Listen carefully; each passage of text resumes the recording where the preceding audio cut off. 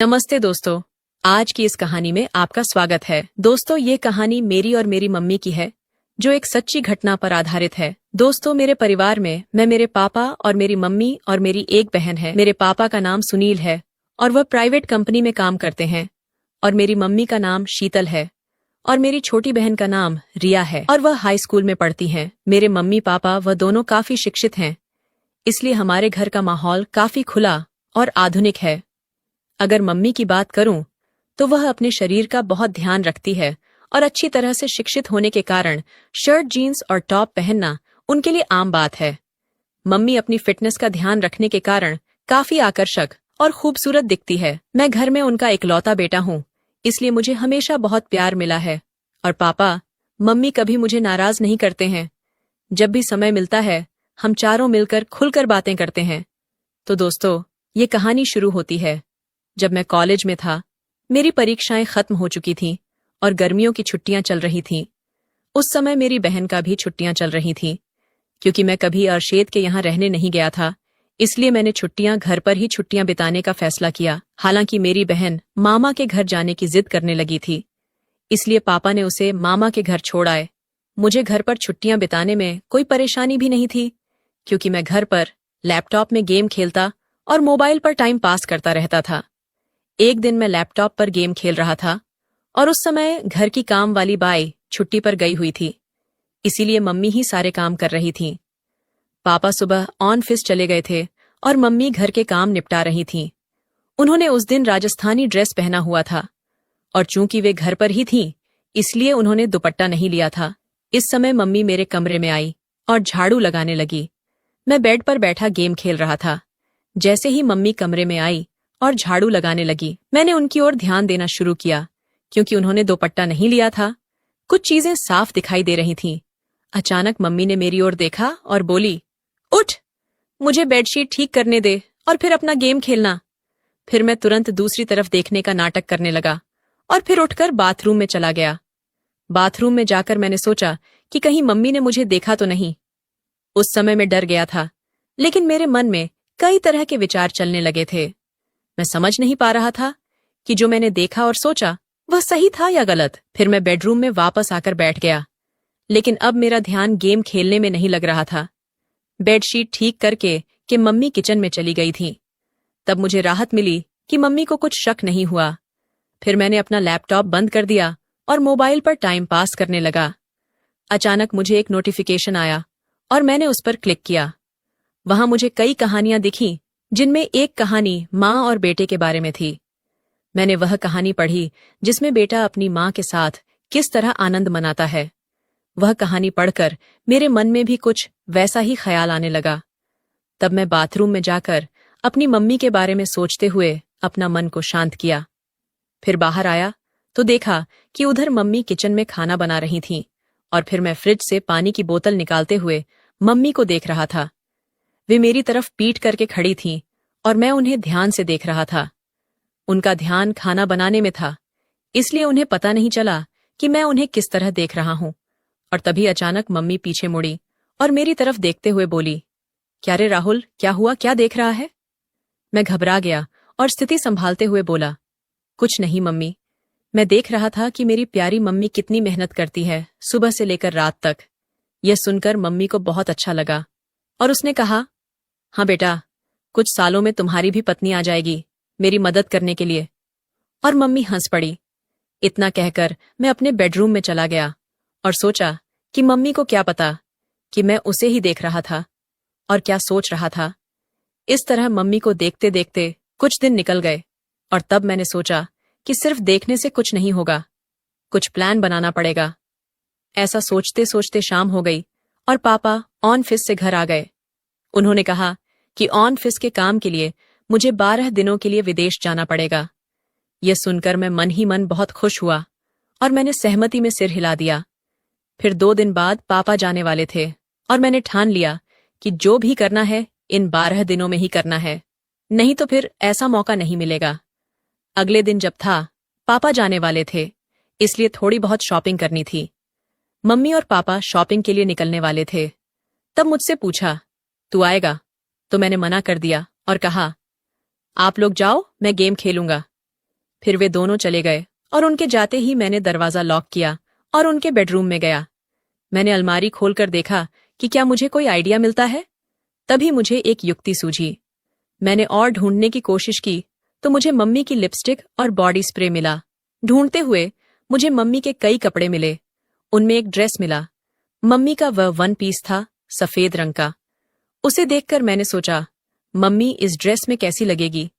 सोचते सोचते मैंने अलमारी में कपड़े ठीक ठाक से रख दिया, लेकिन बेडरूम में मम्मी की फोटो देखकर मुझे फिर से कुछ अजीब महसूस हुआ। अब मैंने मन में ठान लिया था कि मम्मी के नाम पर कुछ भी नहीं होने वाला। अब कुछ करना ही पड़ेगा, तभी मैं शांत हो पाऊंगा। सब कुछ ठीक से समेटकर मैं हॉल में आकर टीवी देखने लगा। तभी मम्मी और पापा वापस आ गए और बैठ गए। इस तरह वह दिन निकल गया और अगले दिन पापा जाने वाले थे, इसलिए मम्मी ने जल्दी उठकर सब कुछ समेट दिया और पापा को नाश्ता देकर घर के बाकी काम करने लगी। सुबह के 7 बजे पापा हमें बाएं बोलकर चले गए और मम्मी भी घर के कामों में लग गई। पापा का बाहर कंपनी के काम से जाना हमारे लिए कोई नई बात नहीं थी। मम्मी जल्दी उठने और पापा को संभालने के चक्कर में नहाने नहीं गई थी। पापा के जाने के बाद सुबह 10 बजे मम्मी नहाने चली गई और मैं हॉल में टीवी देख रहा था। अचानक मम्मी की आवाज आई, राहुल तौलिया दे दो। मैं बाहर आई। मैं तुरंत तौलिया लेकर गया। मम्मी ने दरवाजा थोड़ा सा खोला और तौलिया लेने के लिए हाथ बढ़ाया। जब मम्मी ने तौलिया के लिए हाथ बढ़ाया तो मैंने देखा कि मम्मी के बाल पूरी तरह भीगे हुए थे। उनके हाथ से पानी टपक रहा था और उनके चेहरे और हाथों पर पानी की बूंदें देखकर मम्मी मुझे बेहद खूबसूरत लगी। जब मम्मी ने हाथ आगे किया तो वह थोड़ा साइड में खिसकी थी। तब मुझे वह थोड़ी सी दिखी और उस पर पानी की बूंदें भी थीं। उसके हाथ जैसे मुझे अंदर बुला रहे थे, लेकिन वह चालाक थी, तुरंत अंदर खिसक गई। ऐसा लग रहा था कि मैं तुरंत अंदर जाकर मैं अपने मन को शांत कर लूं। वैसे भी पापा घर पर नहीं थे, लेकिन मैंने खुद पर काबू किया और हॉल में आकर बैठ गया। फिर 10 मिनट बाद मम्मी तौलिया लपेटे हुए हॉल में आई और टीवी के पास लगे शीशे के सामने खड़ी होकर हेयर ड्रायर से बाल सुखाने लगी। मैं और भी ज्यादा परेशान हो गया और उसे पीछे से देखने लगा। जब जब मम्मी अपने बालों में हाथ डालकर हेयर ड्रायर से बाल सुखा रही थी, उसके लिए यह सब नॉर्मल था, लेकिन उसे क्या पता था कि पीछे सोफे पर बैठा लड़का उसे आनंद देने के लिए पागल हो रहा है और उसे पीछे से देख रहा है। मैंने मन में विचार किया कि आज से ही कोशिश करनी चाहिए और मैंने बिना समय गवाए बोला, मम्मी तू हमेशा साड़ा स्थानीय ड्रेस ही पहनती है घर में। तब मम्मी बोली, क्यों रे बेटा, ऐसा क्या है? मुझे जो सही लगता है वह पहनती हूं। तुम्हें ऐसा क्यों लगता है कि कुछ और पहनना चाहिए? तब मैंने कहा, कुछ नहीं मम्मी, कल जब तूने जीन्स और टॉप पहना था तो बस यूं ही कह रहा था। तब मम्मी बोली, अरे पागल, घर में कौन जीन्स और टॉप पहनता है? बाहर जाना हो तभी पहनूंगी ना। फिर मैंने कहा, ऐसा नहीं है मम्मी, जब तू साड़ी और राजस्थानी ड्रेस पहनती है तो थोड़ा उम्र दराज लगती है, इसलिए बोला। फिर मम्मी ने जवाब दिया कि अब जवान बनकर क्या करना है, जिससे प्यार किया उसे शादी कर ली, और अब तुझ जैसा आलसी बेटा और रिया जैसी खूबसूरत बेटी है, फिर और क्या चाहिए। इतना कहकर मम्मी जोर से हंसी और बेडरूम में कपड़े पहनने चली गई। मैं भी हंस पड़ा और टीवी देखने लगा। थोड़ी देर बाद मम्मी बाहर आई। कपड़े बदलकर देखकर मुझे खुशी भी हुई और नाराजगी भी, क्योंकि उसने मेरी बात मानी थी। नाराज इसीलिए कि अब वह फिर से पूरी तरह से ढकी हुई थी। मम्मी हॉल में आई और बोली, अब कैसी लग रही हूं? मैं हैरान होकर बोला, वाह, अब तो तू एकदम मेरी उम्र की लड़की लग रही है। मम्मी बोली, अरे बुद्धू, तेरे और मेरे बीच 20 साल का अंतर है और कैसे मैं तेरी उम्र की लग सकती हूं? अब मुझे समझ नहीं आ रहा था कि क्या कहूं, लेकिन कुछ तो कहना था, इसलिए मैंने कहा, अरे मम्मी, हमारा और तेरा उम्र का अंतर हमें पता है, लेकिन बाहर किसी को थोड़ी पता है। अगर हम दोनों बाहर घूमने गए तो लोग सोचेंगे कि हम गर्लफ्रेंड बॉयफ्रेंड हैं। इतना कहकर मैं जानबूझकर रुक गया और मम्मी की प्रतिक्रिया देखने लगा। तभी मम्मी ने बिना समय गवाए उत्सुकता से पूछा, अच्छा और क्या बोलना बेटा? अब आगे मैंने कुछ नहीं बोला, बस इतना कहा कि छोड़ो मम्मी, तुम्हें गुस्सा आ जाएगा। तब मम्मी बोली, मुझे कभी तुझ पर गुस्सा आया है क्या? और तुझे भी पता है कि मेरा बेटा कभी गलत नहीं करता, तो मुझे गुस्सा क्यों आएगा? अब जल्दी बोल, क्या कहने वाला था? तब मैंने कहा कि अगर हम साथ में बाहर कहीं घूमेंगे गए तो लोग हमें गर्लफ्रेंड बॉयफ्रेंड समझेंगे, लेकिन तुम्हारे गले में मंगलसूत्र देखकर वे हमें पति पत्नी भी समझेंगे। यह सुनकर मम्मी जोर जोर से हंसने लगी।